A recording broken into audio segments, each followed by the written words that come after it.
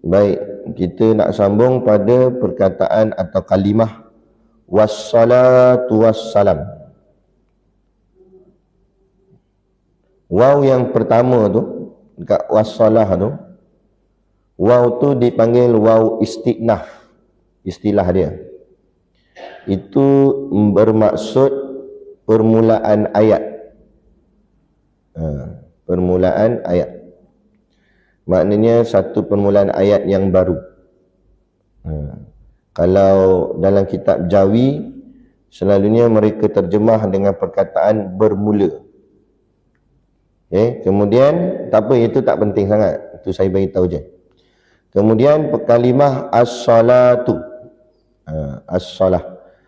Perkataan as-salatu ni adalah perkataan yang sama yang kita dengar dalam laungan azan dan juga lafaz iqamah. Kan? Hayya 'alas salah. Inilah dia. Kataan as-salah yang kita kebiasaan yang kita faham as-salah tu apa? Sembahyang. As-salah tu sembahyang. Yang sebenarnya as-salah ini bermaksud selawat. Sebab tu setengah-setengah kitab dia akan terjemah bermula selawat dan salam. Jadi as-salah tu salawat, dan salawat as-salah tu mufradnya tunggal, satu. Kalau as-salah tu dia banyak, jadi salah, maka dia jadilah salawatun, as-salawatu. Macam tu. Macam kita semayang subuh satu je, tu solat subuh lah. Tapi kalau solat tu subuh, zuhur, asar, maghrib, isyak tu kan jadi banyak. Jadi banyak tu panggil salawat. Okey. Yang kita duk sebut selawat tu dia tu lah. Baik. Kemudian apa maksud dia salah dengan atas salawat itu? As-salah itu juga dengan maksud doa. Kerana dalam solat itu penuh dengan doa. Itu kita semayang tu banyaknya doa. Mula dengan yang pertama, lepas habis takbiratul ihram, kita baca apa? Kita baca apa? Kita tak baca ni. Kita baca doa iftitah. Itu kan doa tu. Doa iftitah. Lepas tu kita baca Fatihah. Dalam Fatihah pun ada doa tak? Ihdinas siratal mustaqim, tunjukilah kami jalan yang lurus. Kita minta. Itu kan kita minta tu. Tengok Allah ajar dalam Fatihah, ihdinas siratal mustaqim ayat nombor berapa? Baru nak kira. Ayat nombor 5. Kan? 5. 6. Ihdinas siratal mustaqim, ayat nombor 6. Ayat nombor 6. Tengok, Allah nak ajar kita macam mana tata cara nak berdoa. Mula-mula kita baca Fatihah tu bismillahirrahmanirrahim. Itu belum doa. Itu pujian. Dengan nama Allah yang Maha Pemurah lagi Maha Mengasihani. Puji Allah. Allah, Engkaulah pemurah, Engkaulah penyayang, kita kata. Lepas tu ayat kedua, alhamdulillahirabbil alamin. Itu pun puji lagi. Segala puji tertentu bagi Allah, Tuhan yang memelihara dan mentadbirkan sekalian alam. Kita letak segala puji untukmu ya Allah, yang mengaturkan kami semua sekalian alam ini. Lepas tu ulang lagi sekali ayat 3, Ar-Rahmanir Rahim. Bodek lagi, pemurahnya Engkau, penyayangnya Engkau. Maliki Yaumiddin. Nah, puji lagi, Engkaulah raja pada hari agama. Lepas tu iyyaka na'budu wa iyyaka nasta'in. Itu menunjukkan kesetiaan kita pula. Hanya Engkau kami sembah, hanya Engkau kami minta tolong. Berapa kali dah tu? 1 sampai 5. Bismillah, alhamdulillah, betul, Ar-Rahmanir Rahim, Maliki Yaumiddin, iyyaka na'budu wa iyyaka nasta'in. 5 ni semua puji belaka, menunjukkan kesetiaan kita. Habis 5 puji, barulah ihdinas siratal mustaqim, tunjukilah kami jalan yang, baru minta. Apa maksud? Maksudnya kalau kamu nak berdoa, nak minta pada Allah, maka bodeklah dulu. Faham? Istilah kita panggil, bahasa pasar kita panggil bodek lah. Maknanya puji melambung-lambung. Dengan Allah, bagus. Kita bodek banyak-banyak, bagus dengan Allah. Tapi dengan makhluk, tak bagus. Kita terbalik. Dengan Allah tak ada puji, tak ada nak bodek. Dengan makhluk, jangan. Oh, hang lah handsome, hang lah bagus hang ni. Oh, puji. Cium tangan sampai tiak cium. Kan? Lagi-lagi YB. Oh, jangan. Puji sungguh lah dia tu. Nampak? Padahal dia makhluk je, dia boleh buat apa? Ni Allah. Allah ni segala-galanya. Maha kuasa. Segala-galanya Allah boleh buat. Puji Allah. Jadi itu dikira sebagai, kata ulama, dikira sebagai adab dalam berdoa. Maksudnya sebelum kamu meminta, kamu memuji dulu. Macam gitu. Sebab tu lepas semayang pun kita berzikir dulu, tak terus-terus doa. Assalamualaikum warahmatullahi wabarakatuh. Assalamualaikum warahmatullahi wabarakatuh. Pertama sekali, astagfirullahalazim. Minta maaf. Takut tadi dalam semayang ada cacat celanya. Dalam semayang kita tak ingat kat Allah, kita ingat benda lain. Jadi minta maaf ya Allah kalau aku ada salah silap tadi solat. Tu kita istighfar dulu. Lepas tu kita la ilaha illallah wahdahu la syarikalah. Itu bersama puji juga. Kan? Itu pun puji. Lepas tu kita zikir lagi, puji subhanallah, subhanallah 33 kali. Alhamdulillah 33 kali. Allahu Akbar 33 kali. Habis panjang-panjang puji, hujung tu baru doa. Nampak? Itu adab. Sama juga kalau dengan manusia pun lebih kurang tu kat kita nak. Kita kalau nak minta sesuatu kat dia, puji dulu betul. Tak ada terus minta kan tak dapat. Kan? Oh, ni bagus kata. Ni aku tengok tak ada orang bagus macam hang ni. Lama-lama kawan tu pun tanya, dah hang puji aku ni sebab hang nak apa sebenarnya? Dah nak pinjam duit, nak beli biskut ustaz tu. Duit tak bawa, dia kata. Patutlah puji sangat. Nampak? Sebab dia ada hajat. Tapi tu makhluk bukan boleh bagi apa sangat kita. Puji Allah. Puji Allah, lepas tu minta doa. Tu. Lepas tu sembahyang penuh dengan doa. Habis dah kita baca Fatihah, dalam Fatihah pun ada doa. Lepas tu kita baca surah, lepas tu kita rukuk. Rukuk kita puji. Subhana rabbiyal azimi wa bihamdih. Itu kita puji. Sebab apa? Sebab ketundukan kita tu merendahkan diri kita sebagai kehambaan. Lepas tu i'tidal. I'tidal ni kita bangkit dan kita puji Allah. Rabbana lakal hamd. Tuhan kami, bagi engkau lah segala puji. Dan sami Allahu liman hamidah. Allah mendengar akan orang yang memujinya. Lepas tu itu sujud. Sujud pun kita puji lagi. Subhana rabbiyal a'la wa bihamdih. Kan? Lepas tu duduk antara dua sujud. Duduk antara dua sujud tu baru kita minta. Baru kita doa. Rabbi firli warhamni wajburni warfa'ni warzuqni wahdini wa'afini wa'afani. Faham ke apa kita minta dalam duduk antara dua sujud tu? Ke baca saja. Habis pilih orang ni laju kat tu, pak ni warzuq ni majbur ni macam ni. Kan? Faham tak maksud dia? Lama mana dah kita semayang? Kan? Berapa puluh tahun dah kita semayang. Jadi kalau belum faham maksud dia, bila-bila ada masa kosong, petang-petang ke, daripada duduk-duduk kat luar kan ngumpat pula. Kan? Daripada duduk-duduk kosong dia tu, beli buku semayang tu. Kan? Marilah semayang tu ada buku. Tengok maksud bacaan tu. Tak hafal tak apa, paling-paling tidak, oh ini aku minta dalam duduk antara dua sujud. Baru berkesan. Baru solat tu boleh mencegah diri kita daripada buat benda yang tak elok. Gitu. Ini tak semayang, tapi masih lagi buat benda-benda yang salah. Sebab apa? Sebab solat tu tak dapat cegah kita. Sebab solat tu tak berkesan. Yang kita nak, dia berkesan. Okey? Jadi kita tengok begitu. Baik, jadi itu dengan makna solah. Solah itu juga dengan makna doa. Jadi solah itu juga dengan makna doa. Dan solah tadi kita sebut apa? Solah itu dengan makna doa. Solah itu dengan makna salawat juga. Dan apa makna salawat? Kita dengar innallaha wa malaikatahu yusalluna 'alan nabi. Sesungguhnya Allah dan malaikatnya berselawat ke atas Nabi. Ya ayyuhalladzina amanu, wahai orang-orang yang beriman, sallu alaihi wasallam. sallimu taslima. Sallu tu perintah, berselawatlah kamu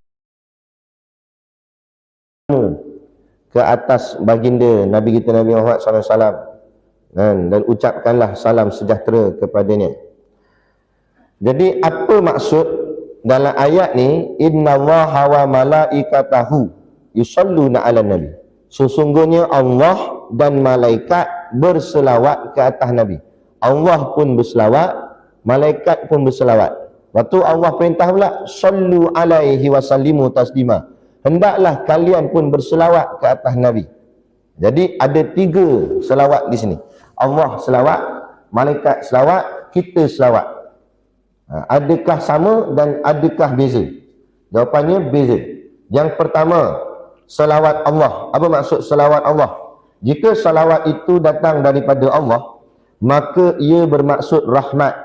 Bukan maksud selawat Allah tu Allah berselawat macam kita selawat ni. Bukan Allah kata Allahumma shalli alaihi, bukan Allah sebut itu.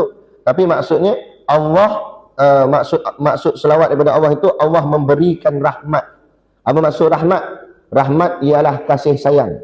Allah berikan kasih sayangnya yang disertai pengagungan Allah kepada baginda Nabi kita Nabi Muhammad sallallahu alaihi wasallam.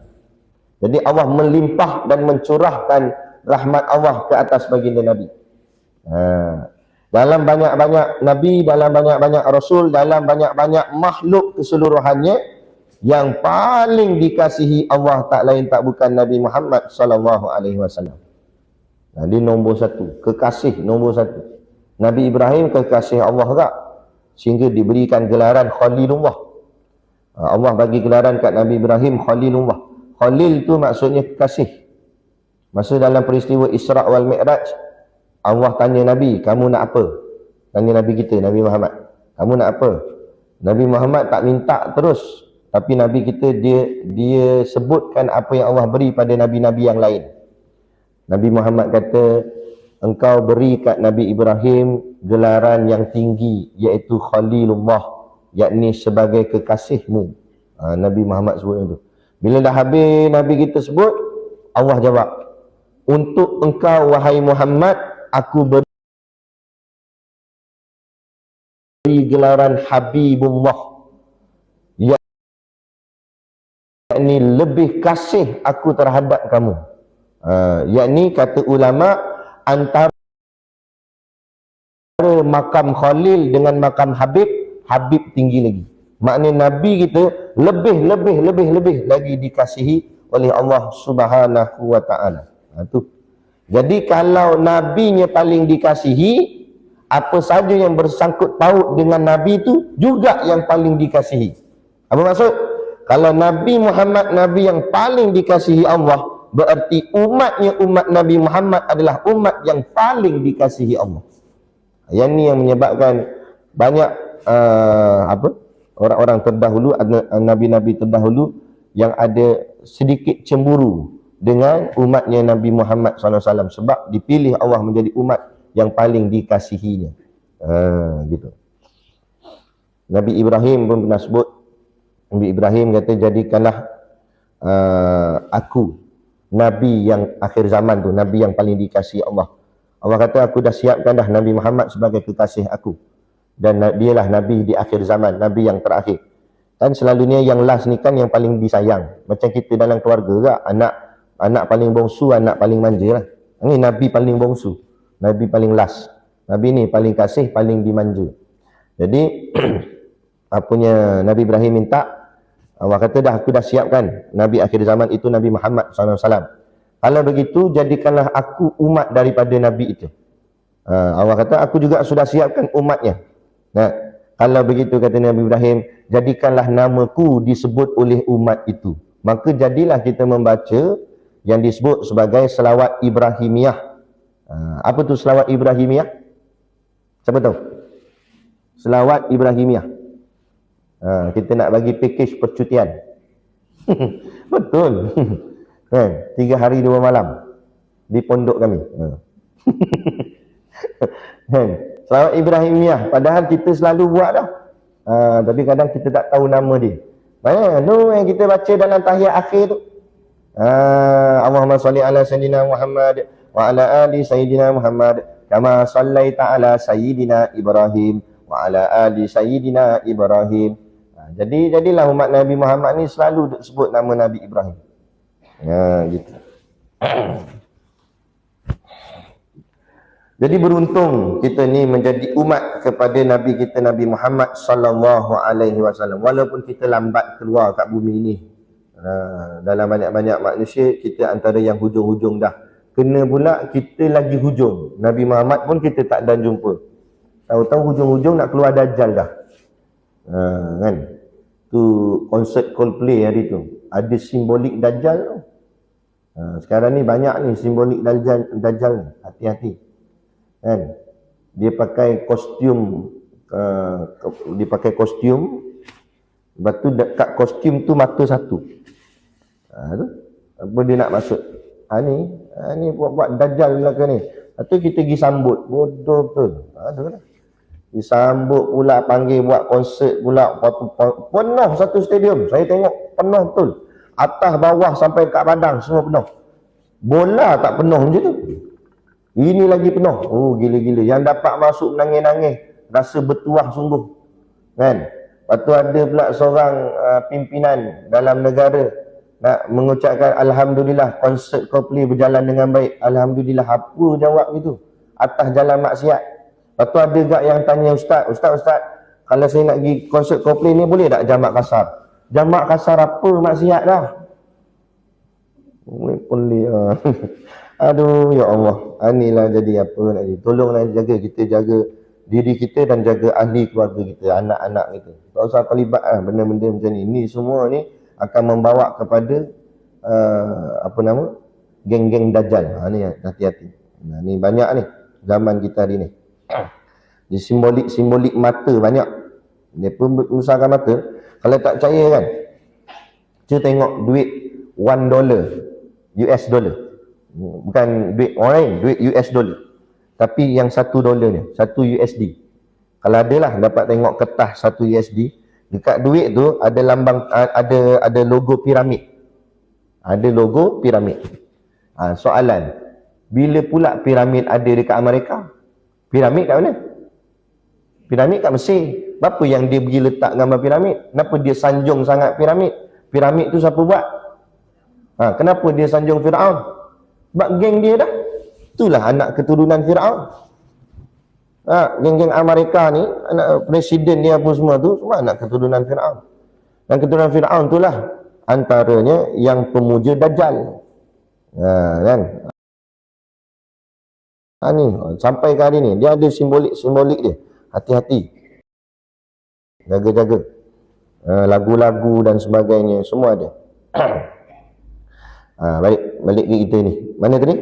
Selawat daripada Allah itu artinya rahmat Allah. Allah kurniakan. Malah disebut juga kalau setengah-setengah kitab dia kata limpahan rahmat. Kenapa ulama menggunakan perkataan limpahan rahmat? Nak ceritanya Allah bagi rahmat kat Nabi ni terlampau banyak sampai melimpah-limpah. Tu nak menunjukkan kasihnya Allah kepada Nabi. Dan juga maksud limpahan rahmat, contoh. Ini contoh aja nak bagi mudah faham. Katalah ini Nabi. Jangan pula kata Allah ustaz kata Nabi tu cawan. Kan? Ini contoh nak bagi faham je. Katakanlah ini Nabi. Kemudian ini rahmat yang dituang oleh Allah. Air ni ibaratnya rahmat. Dituang Allah ke atas Nabi. Rahmat ni pun penuh kan. Macam air yang penuh sampai atas ni. Bila dia macam mana pun mesti ada had dia kan. Cawan kan ada had. Nabi pun makhluk, dia tak ada had dia. Sampai dekat atas ni, tapi air ni tak berhenti tuang juga. Apa jadi dengan air ni? Dia akan melimpah keluar. Macam itulah limpahan rahmat, melimpah-limpah. Kemudian bila air ni keluar, air ni saya letak kat sini kan contoh. Bila tuang air ni keluar, air ni jatuh kat mana? Bawah cawan tu kan. Maknanya yang dekat dengan cawan ni basah. Kapek-kapek sini basah. Kapek sini basah tak? Tak lagi lah air tak sampai sebab yang basah sini dulu. Apa maksud? Maksudnya bila Allah tuangkan limpahan rahmat kepada Nabi, limpahan rahmat tu akan sampai kepada siapa yang dekat dengan Nabi. Jauh tak apa lah. dekat. Ni macam mana air ni tuang limpah, siapa dekat dengan cawan tu dia basah, dia dapat limpahan air tu. Begitu Allah tuangkan limpahan rahmat ke atas Nabi, dan limpahan rahmat tu mencurah-curah sehingga terlimpah, dan siapa yang dapat? Yang dapat ialah yang dekat dengan Rasulullah. Maksud dekat di sini bukan dekat jasad, tapi dekat hatinya. Kalau dekat jasad, Abu Jahal, Abu Lahab dekat, sebab dia hidup zaman Nabi, dia pernah tengok Nabi. Kita tak pernah tengok Nabi, betul tak? Kita pernah tengok YB je. Nabi kita tak pernah ni, kan? Tapi tak apa, tak ada masalah. Yang penting hati kita dekat dengan Rasulullah. Macam mana salah satu cara nak mendekatkan hati kita dengan Rasulullah? Dengan membanyakkan selawat. Ini tadi selawat. Banyakkan selawat ke atas Nabi. Selawat ni kelebihan dia dua. Satu, dapat pahala. Satu lagi, menghapuskan dosa. Tu dengan sebab kita selawat, pahala dapat, dosa pun padam. Berbeza dengan istighfar. Astaghfirullahalazim. Istighfar dia bukan boleh pahala, dia cuma menghapus dosa, sebab kita minta ampun ke Allah. Jadi Allah ampun, dosa padam. Jadi lebih selawat lagi. Walaupun begitu, kata ulama, tidak merendahkan kedudukan istighfar. Maknanya istighfar kita tetap istighfar, tapi dalam masa yang sama kita perbanyakkan selawat. Banyakkan selawat. Selawat buat apa pun selawat. Nak masak nasi selawat, kan? Sambil-sambil tu baca selawat. Buat apa-apa pun baca selawat. Selawat ni syaitan tak suka. Jin-jin jahat apa semua dia tak suka. Ada tok guru kami cerita, ada seorang anak murid ni, dia berzikir. Zikir la ilaha illallah, la ilaha illallah. Zikir sampai pejam mata. Sehingga kan dengan zikirnya tadi dia asyik. Asyik zikir sehingga dia rasa punggung dia macam tak jejak. Macam terapung. Tapi dia tak buka mata, dia terus zikir, terus zikir. Kemudian esok paginya dia pun bagi tahu kat guru dia. Wahai guru, malam tadi aku berzikir, aku rasa macam kosong. Aku rasa macam aku ke awang-awangan. Kan? Rasa macam tak jejak bawah. Apa maksud tu, wahai guru? Dia tanya guru dia. Guru dia kata, beginilah. Malam ni kamu zikir lagi macam kamu buat tu.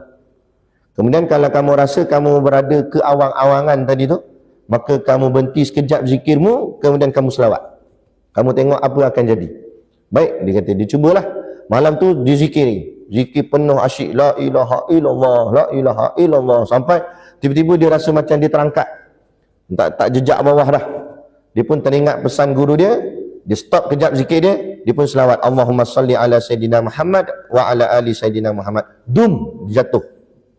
Jatuh-jatuh, dia buka mata tahu kat mana? Dekat lubang jamban. Dia pun pelik. Kenapa jadi macam ni? Kan? Esok pagi dia tanya guru dia. Dia ceritalah kat guru dia macam tu. Guru dia kata, masa kamu berzikir tu, kan, syaitan angkat kamu. Syaitan angkat dengan tujuan dia nak kamu rasa macam kamu ni dah hebat dengan sebab zikir kamu tadi. Jadi kamu rasa macam kamu ni dah macam jadi tok wali ya. Dah jadi boleh terbang pula dah. Kan? Tapi bila kamu berhenti sekejap, kamu selawat, dia tak suka dengan selawat. Dia tak suka dengan nama Nabi. Akhirnya dia lepaskan kamu tu, yang kamu jatuh. Lupa-lupanya dia angkat kamu kat jamban aja. Nampak? Jadi malam ni cuba try. Takut-takut kan jamban ni kubur ni. Jamban tak boleh lagi. Nampak? Sebab dia tak suka. Dia tak suka dengan Nabi. Sebab apa dia tak suka Nabi? Sebab dia tak suka Nabi kita, ayah atau tok kepada kita semua, Nabi Adam alaihi salam. Tak ingat dulu? Dia ingkar. Allah suruh sujud, tak nak dia. Aba wastakbara. Nak kami ingkar dan sombong. Dia sombong, tak nak sujud kepada Nabi Adam AS. Dan dia pun berjanji, dia benci segala keturunan Nabi Adam dan segala keturunannya. Kita kan keturunan Nabi Adam, Nabi Muhammad semua keturunan Nabi Adam. Mana dia benci dengan manusia ni. Lagi-lagi Nabi. Sebab dia cemburu dengan Nabi. Tiba-tiba Allah lebih kasihkan Nabi daripada dia. Sedangkan dia dulu Azazil, antara makhluk yang muqarrabin, yang rapat dengan Allah.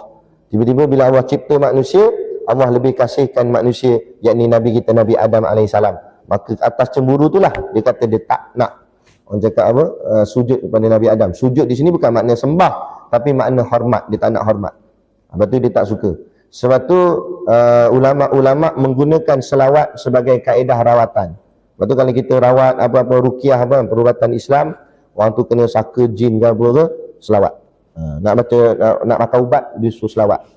Selawat ni boleh menghindarkan benda-benda yang jahat tadi ni, syaitan jahat, jin jahat, insya Allah. Boleh. Itu selawat daripada Allah, artinya rahmat. Itu yang pertama. Selawat daripada malaikat pula. Macam mana yang dikatakan selawat daripada malaikat? Jika daripada malaikat, selawat daripada malaikat itu, maka ia bermaksud istighfar. Selawat daripada malaikat artinya istighfar, pengampunan ke atas Nabi. Kenapa ke atas Nabi?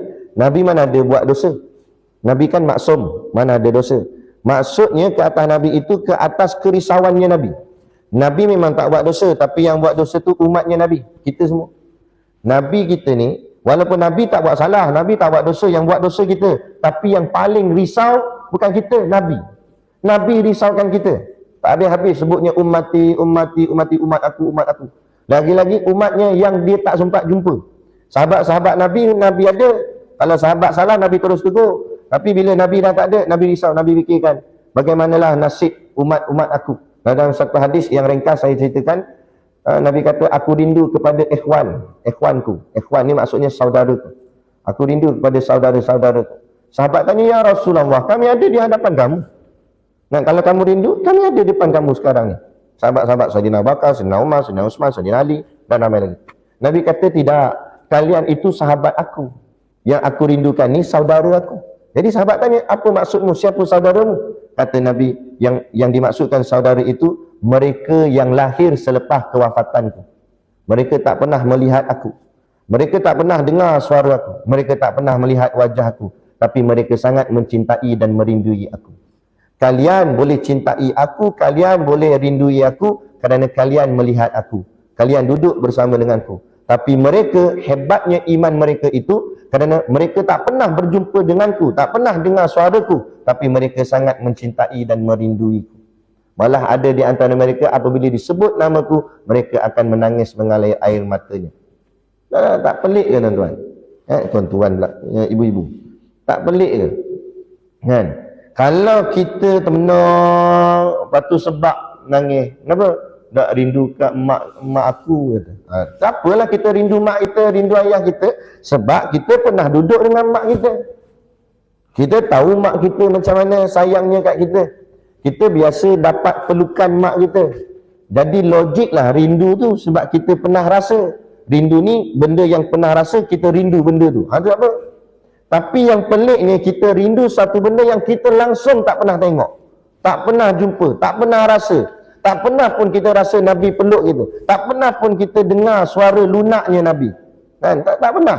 Tapi hati tu dia bila disebut nama Nabi sebab rindu, kasih. Lagi-lagi apa yang berlaku ke atas umat Islam kita hari ini.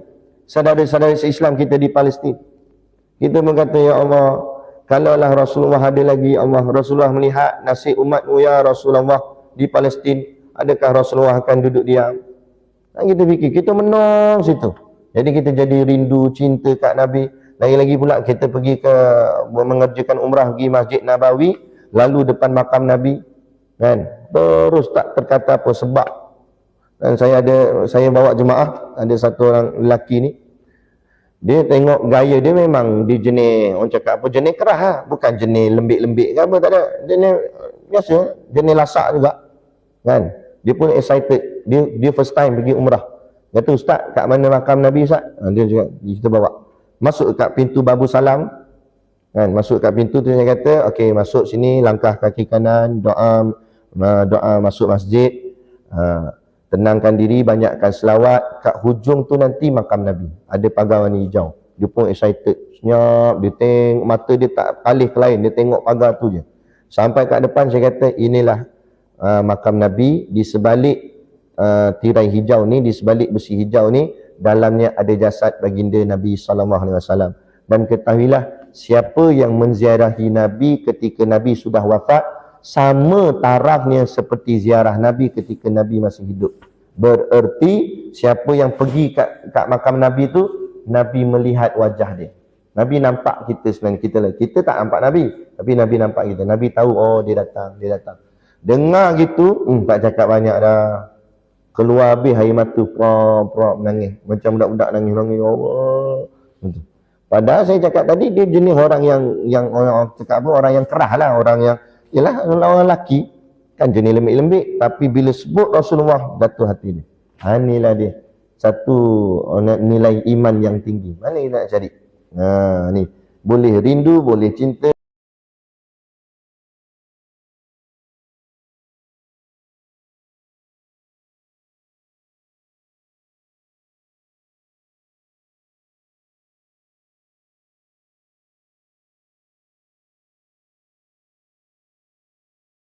Dan lebih hebat lagi, kita sanggup mati kerana dia. Allahu Akbar. Dia kata, inilah baginda Nabi SAW. Jadi jahatlah kita, dikira derhakalah kita kalau kita tidak merindui dan mencintai Nabi. Kerana Nabi terlebih mencintai kita. Ya, buktinya malaikat selawat ke Nabi kerana malaikat istighfar untuk Nabi, bukan sebenarnya untuk Nabi kerana Nabi buat salah, tapi atas kerisauan Nabi atas salahnya umat Nabi. Inilah kita semua. Kita buat salah banyak, kita buat dosa banyak, Nabi fikirkan kita. Nabi fikirkan kita. Nabi sebut ummati, umat aku. Nabi risaukan kita. Dan ketahuilah Nabi kita Nabi Muhammad SAW, dia tidak akan masuk ke dalam syurga selagi mana seluruh umatnya tak masuk dalam syurga. Padahal kita bukan siapa-siapa dengan Nabi. Kita bukan ahli keluarga Nabi. Kalau ahli keluarga Nabi, Syed Sharifah mungkin. Kan? Kita tak ada kena-mengena, jauh sangat keluarga kita. Kan? Kalau Nabi tunggu keluarganya saja, logik lah. Sebab tu ahli keluarga Nabi. Contoh macam, saya tak nak masuk syurga selagi mana mak saya tak masuk, ayah saya tak masuk, kakak saya tak masuk, adik tak apalah keluarga. Tak, Nabi kata, aku tidak akan masuk ke dalam syurga selagi seluruh umatku masuk ke dalam syurga. Maka sebab tu kata ulama, siapa orang yang beriman kepada Allah dan beriman kepada Rasulullah, bermakna dia telah menjadi ahli keluarga Rasulullah. Maka kita juga dikira sebagai ahli keluarga baginda Nabi SAW, walaupun bukan dengan darahnya yang sama, tapi kerana ukhuwah, yakni kecintaan kita pada Rasulullah dan terlebih cintanya Rasulullah kat kita. Dianggap kita seperti ahli keluarganya, kan? Begitu. Maka kita lebih lagi lah, kan, menghormati Nabi, menjaga Nabi, memuliakan Nabi. Itu maksud selawat daripada malaikat yang kedua. Yang ketiga, selawat daripada apa? Kita semua, daripada manusia. Maka ia bermaksud munajat dan juga doa. Yang tadi sebut makna as-salah itu dengan makna doa, itu kalau daripada kita. Tapi kalau as-salah itu daripada Allah, itu dengan makna rahmat. Jadi boleh juga kita terjemah was-salatu itu dengan makna bermula rahmat Allah. Rahmat Allah artinya kasih sayang Allah. Dari situ juga kita boleh ambil faham perkataan as-salah yang kita faham tadi. As-salah ni apa dia? Sembahyang. As-salah ni juga maknanya tadi kita belajar dah tadi. As-salah tu juga maknanya rahmat. Dalam arti kata lain apa maksud? Sembahyang itulah maknanya rahmat. Rahmat tu apa? Rahmat tu sayang. Jadi sembahyang itulah maknanya kasih sayang. Sebab itu dalam peristiwa Isra' wal Mi'raj, Allah bagi kat Nabi waktu sembahyang untuk Nabi dan umatnya Nabi berapa? 50 waktu. Kan? 50 waktu, bukan 50 rakaat. 50 waktu. 50 rakaat pun banyak dah. 50 waktu lagi banyak. Kalau satu waktu 4 rakaat, 50 kali 4 dah berapa? 50 kali 4 berapa? 50 kali 4 200. 200. 50 waktu. Kita 5 waktu ni pun habis lah. Tak dan lah apalah. 50 waktu. Satu hari ada berapa jam? Satu hari ada 24 jam. Maknanya kira-kira cincang-cincang kira, kalau lah tak berubah waktu tu, tetap Allah bagi 50 waktu sampai hari ni, maknanya 1 jam ada 2 waktu semayang, lebih kurang 1 jam 2 waktu semayang. Kita baru nak start kuliah tadi, semayang dulu. Tengah-tengah kuliah berhenti sekejap, kita semayang dulu. Jadi habis pula semayang lagi. Bila nak masak? Bila nak itu, bila nak ini. Tu kalau ikutkan kan, Nabi kita terima, Nabi kita tak tolak, Nabi kita terima. Turun kat langit bawah ni, terjumpa dengan Nabi Musa. Nabi Musa tanya, Allah bagi apa dekat kamu dan umat kamu? Kata Nabi, Allah bagi 50 waktu semayang. Kata Nabi Musa, tak boleh. Tak boleh. Nabi Musa kata, umat aku badannya besar-besar. Umat zaman dulu-dulu badan dia besar dan tinggi. Jadi tak pelik lah kalau betul buat kajian kata zaman dulu ada dinosaur. Sebab apa? Sebab orang zaman dulu pun besar-besar. Jadi bila orang zaman dulu besar-besar, binatang tu pun mesti besar juga. Kan? Takkan orang besar, lepas tu binatang ayam kecil. Mana nak makannya macam kunyah gula-gula. Kan? Jadi sama besar. Macam kita lah. Kan? Kita kecil dah. Jadi binatang kecil sama besar lah tu. Jadi dulu besar-besar. Kata Nabi Musa, umat aku badannya besar-besar, tinggi-tinggi, umur panjang-panjang. Sehingga kan dalam kitab tafsir sebut, umat zaman dulu-dulu ada yang hidup sampai 1000 tahun. Umur panjang dulu. Sampai kalau berlaku kematian terkejut. Sebab tak biasa berlaku kematian. Terkejut, mati dia kata. Yang terkejut tu pun mati. Sebab terkejut. Kan? Zaman kita dah tak terkejut dah orang mati. Orang meninggal dah. Sebab dah jadi biasa. Sebab umurnya pendek-pendek. Lah ni semakin pendek. Dulu saya sempat lagi dengan moyang saya. Umur moyang saya 100 lebih. Saya tak ingat 100 apa, tapi 100 lebih. Kan? Dan dia meninggal bukan sebab sakit. Dia meninggal sebab tua je. Sebab sakit tu badan tak larat lah. Kan? Zaman kita sekarang mana ada dah orang nak dapat orang umur 100. Payah, tak jumpa lah. 80 pun kira bonus lah tu. Kan? Baru 60 dah, 70, 50 ada, 40 habis. 40 tu kena dah penyakit kebanyakan. Masuk je 40, dah kencing manis. Lepas tu apa, darah tinggi. Dia 3 serangkai, satu lagi go out. Go out, laut. Kita ni macam-macam masalah. Faktor pemakanan sama. Makanan banyak bahan pengawet. Macam-macam lah. Lepas tu kehidupan kita yang kurang aktif, tak macam orang dulu. Orang dulu masuk hutan, keluar hutan. Kan? Kita masuk bandar, keluar bandar. Kita duduk dalam aircon. Kan?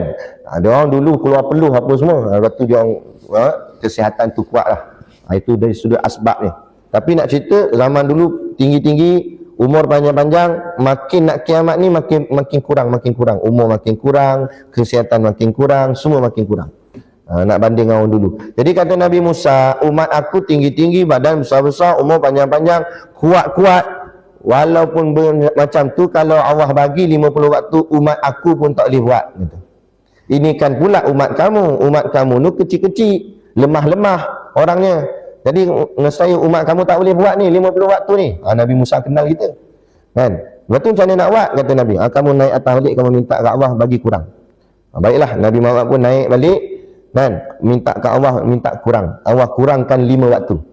Bukan Allah kurang terus, kurang 5 waktu je. Daripada 50 turun berapa? 45. Ingatlah 45, turun balik Nabi kita. Jumpa balik Nabi Musa. Nabi Musa tanya macam mana? Allah kurangkan 5 jadi 45. Kata Nabi Musa. 45 pun tak boleh, kata Nabi Musa. Banyak lagi tu, pergi minta kurang lagi. Akhirnya Nabi naik lagi minta kurang. Dan benda ni berulang-ulang. Setiap kali minta kurang, Allah hanya kurangkan 5 saja. Jadi daripada 50 turun 45. 45 turun 40, 40 turun 35, 35 turun 30, 30 turun 25, 25 turun 20, 20 turun 15, 15 turun 10, 10 turun 5. Tilah kali tinggal 5. Lepas tinggal 5 tu Nabi pun turun. Nabi Musa tanya, dah tinggal berapa sekarang? Tinggal 5, kata Nabi Muhammad. Nabi Musa kata tak boleh. Tu Nabi Musa kenal kita. Kata 5 tu pun balok liat lagi. Balok liat tu saya tambah lah. Ada dalam bahasa Arab balok liat. Kan? Tapi Nabi Musa kata tak boleh tak? Tak larat tak? Tengok subuh pun payah. Kan? 5 waktu tak boleh tak? Pergi minta kurang lagi. Tapi Nabi kita kata apa? Sudahlah, aku malu dengan Allah. Daripada 50 waktu Allah kurang sampai 5, aku malu pada Allah. Itu Nabi kita Nabi Muhammad sallallahu alaihi wasallam. Kalau kita rasa-rasa naik balik tak? Nabi Musa kata tak larat ni umat kamu. Itulah memang nak naik ni, nak minta kurang lagi. Kalau boleh biar satu dah lah. Tinggal satu je. Alamak, nikmat nak banyak-banyak, semayang satu je. Itu. Tapi Nabi kata dah cukup lah 5 waktu tu.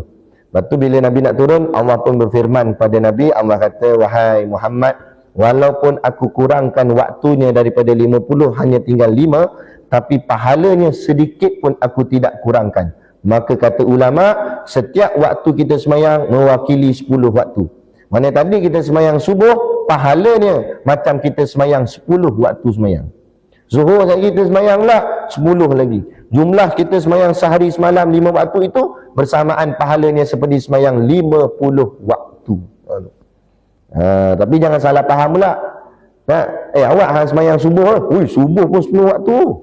Jadi dah cover dah, dia kata. Cover tu nak kena wajib lah semayang 5 waktu tu. Kan? Tapi nak ceritanya sini, inilah hasilnya nanti di hari akhirat. Umat-umat yang Nabi terdahulu dia terkejut tengok. Dia tengok pahala melambung tinggi gitu. Tinggi, mencacak sampai ke langit tinggi. Pahala. Dia pun tanya, ni umat mana ni? Pahala sampai banyak macam ni. Kata malaikat, itulah umat Nabi Muhammad sallallahu alaihi wasallam. Hai. Lepas tu umat-umat terdahulu tanya, mereka tu hidup berapa tahun? Berapa lama tahun sampai amalan banyak macam tu? Tak, usia mereka paling-paling kuat pun kebiasaannya 80. Kan? Nabi sebut dalam hadis, umur umat aku ni kebiasaannya 80. Kan? Jadi Nabi kata, jadi malaikat kata kebiasaan mereka, umur mereka itu 80 tahun. Lepas tu umat-umat yang terdahulu kata, takkan hidup 80 tahun amalan banyak macam ni. Inilah nikmat yang Allah berikan kepada Nabi kita Nabi Muhammad dan terlimpah ke atas kita umatnya Nabi Muhammad. Buat sedikit tapi ganjarannya banyak. Maknanya kita semayang satu waktu je, Allah darab sampai jadi 10 waktu. Dalam hadis lagi sebut, kita baca Quran di luar semayang. Baca Quran di luar semayang, bukan dalam semayang. Kita baca Quran, saja-saja baca dengan kawan-kawan, buat tadarus dan sebagainya. Satu huruf, Allah gandakan 10 darjat pahala. Satu huruf. Alif Lam Mim baru 3 huruf, 30 dah situ. Nampak? Kalau dalam semayang pula, Nabi kata dalam hadisnya, siapa yang baca Quran di dalam solat, satu huruf, Allah gandakan 100 pahala. Allahu Akbar. Nah, Alif Lam Mim 3 huruf, 300 pahala. Jadi tu imam waladdallin amin. Bismillahirrahmanirrahim. Alif Lam Mim. Allahu Akbar. Rukuk tu pun. Yang belakang tak baca Fatihah, tak dapat kejar. Kan? Habis-habis semaya tanya tu imam, awak Alif Lam Mim ya? Oi, itu pun 300 dia kata. Kita jangan tamak. Oh, jangan tamak. Pahala lah kena tamak. Yang tak payah tamak ni dunia. Kan? Pahala kita nak banyak-banyak. Tu. Hebat. Jadi kalau masih lagi dosa kita lagi banyak daripada pahala, apa yang dah kita buat atas dunia ni? Sedangkan Allah nak bagi kat kita ni buat sikit amalan pun pahala berlambak-lambak. Tiba-tiba balik-balik akhirat, dosa lagi banyak daripada pahala. Kamu buat apa atas dunia? Jadi kita renung. Moga-moga kita semua ni selamatlah di sisi Allah, banyak pahalanya kita. Dan pahala kena buat berlambat-lambat. Fastabiqul khairat, berlumba-lumbalah dalam buat kebajikan. Jangan ingat walaupun kita dah semayang 5 waktu, dah tutup aurat dan sebagainya, konon-konon kita dah confirm selamat, belum tentu. Dia mungkin pahala tu banyak, pahala tu lagi banyak daripada dosa. Tapi ingat, nanti di hari akhirat Allah akan tanya seluruh makhluk termasuk binatang. Allah tanya, ada tak siapa-siapa yang tak puas hati dengan Polan bin si Polan ni? Kitalah, bukan kitalah, orang tu lah, orang tu nanti. Allah akan tanya. Maka masa tu semua akan mengungkit. Binatang mengungkit. Kalau dulu kita pernah sepak kucing, kucing tu mengungkit. Dia dulu sepak saya, ya Allah, kata. Saya jalan saja je, dia ingat saya nak berak depan rumah dia, dia pun sepak saya, bengkok pinggang saya, dia kata. Nampak? Mungkin. Habis macam mana nak bayar? Nak bayar time tu bukan pakai duit, bayar pakai pahala tadi tu. Habis Ambil pahala dia. Itu binatang, manusia macam tu juga. Manusia akan ungkit. Masa tu zaman nanti kita di hari kiamat tu, nanti hari akhirat tu, orang akan mengungkit ni. Kalau kawan-kawan ungkit tak pelik sangat, tapi yang akan ungkit tu semua orang yang dekat-dekat dengan kita, termasuk pasangan hidup kita, suami, isteri, anak-anak pun akan ungkit pada ayahnya. Ungkit habis. Semua ungkit. Sebab apa semua orang ungkit? Sebab semua orang nak selamatkan diri. Sebab api neraka dah nampak depan mata. Siapa nak berani pergi masuk api neraka? Siapa nak kata tak apalah saya tak ungkit tak apa. Tapi awak neraka ni, saya nak ungkit, saya nak ungkit. Nampak? Semua nak ungkit sebab nak selamatkan diri. Mana dia nak bagi-bagi, tak ada dah. Semua akan berkira. Adik-beradik semua akan berkira. Semua berkira. Masa tu semua. Okey, saya nak ungkit, ya Allah, dia ni ambil macam ni, dia ambil tanah saya lah, apalah, dia ni gitulah. Habis semua. Jadi macam mana nak bayar? Bayar tak boleh nak bayar dengan duit, bayar pakai pahala. Pahala kita kena bagi kat dia. Bagi. Lah kali tak ada kata kalau pahala tu dah bagi, habis pula tu. Habis pahala, yang tinggal dosa je. Lepas tu, malaikat tanya, ya Allah nak bagi apa dah, pahala dia dah habis. Maka Allah perintahkan malaikat, kamu ambil dosa orang yang mengungkit atas dia tu, yang dia ada buat salah kat orang tu, dosa orang tu pikul kat dia pula. Allah, dosa kita ni dah ada dah, pikul dosa orang lain pula. Jadi lagi berat kita. Jadi akhirnya dah habis segala. Ada lagi tak? Allah tanya. Dah, bila dah tak ada, siapa nak ungkit dah, maka keputusan tu yang dipakai. Kalau keputusan ketika itu dosa dia jadi lagi banyak, nerakalah jawabnya. Na'udzubillah. Jadi apa nak buat kat dunia ni? Fastabiqul khairat, berlumba-lumba dalam kebajikan. Pahala tu biar melampau-lampau banyak. So kalau kita kena bagi kat orang pun kurang, steady lagi. Pahala tu lagi banyak daripada dosa. Bila pahala lebih banyak daripada dosa, maka alamatnya syurga. Selamatlah kita. Sebab tu jangan lagi zaman kita sekarang ni, jangan lagi bila amalan sunat kata, alah ustaz sunat je pun. Semayanglah sunat, alah sunat je pun. Jangan kira sunat tak sunat, buat sebab nak menambahkan pahala yang banyak-banyak tadi. Dan berlumba-lumba dalam kebajikan. Ni nak masuk Maulidur Rasul ke, Isra Mi'raj ke, Ramadan ke, jadi masjid pun buat pengumuman, kita nak buat majlis sikit ni, kita nak buat ceramah agama gini. Jadi kita nak minta sumbangan lah. Kalau ada siapa-siapa yang nak taja kita punya ken, baru ken, saya jawab tak habis lagi, kenduri baru nak sebut ken, saya nak taja. Kata, saya nak bagi RM1,000 untuk kenduri tu. Okey. Bagus tu, belum kebajikan. Ini kita nak minta sumbangan untuk nak buat ni. Krik bunyi cengkrik. Dia pandang dia. Senyap je kan. Masuk peluang, apa saja ada peluang masuk. Tak banyak, sikit. Tak sikit, banyak. Kan? Tak boleh bagi apa RM10, RM1 pun jadilah. Ini sampai langsung tak ada bahagian, takut nanti susah kita kat sana. Begitu. Boleh? Jadi itulah makna salawat, dan salawat itu dengan makna rahmat.